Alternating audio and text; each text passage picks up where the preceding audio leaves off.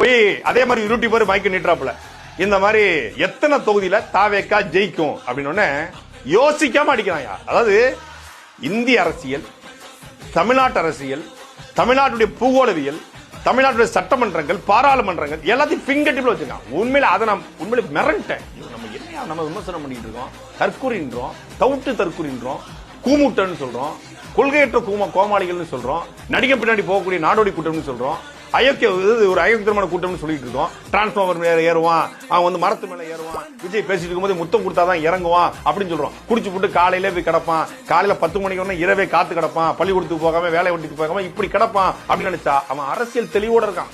அடிச்சாம்பாரு காட்டி 266 தொகுதியில ஜெயிப்பார்னா, அதாவது உங்க அப்பன் தாமரப்பல்ல தலைமுழுங்கிற மாதிரி 266 தொகுதியில விஜய் ஜெயிப்பார் சொன்ன அந்த இடத்துல முடிவு பண்ணிட்டேன். விஜய் கண்டிப்பா ஜெயிச்சிருவாரு, அவர் ஜெயிக்க வச்சிருவான்.